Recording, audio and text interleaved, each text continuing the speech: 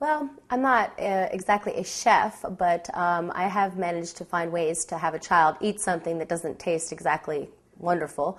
In the gluten-free world, a lot of the tastes and textures are less than favorable. I've actually purchased some things where I've taken a bite out of them and have literally thrown them in the garbage. And I don't like to throw food out, but they're just not good.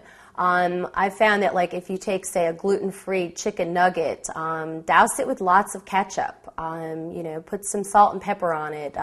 There's ways to make it better. And also, this gluten substitute will help add some moisture into the food and make it a lot more tasty.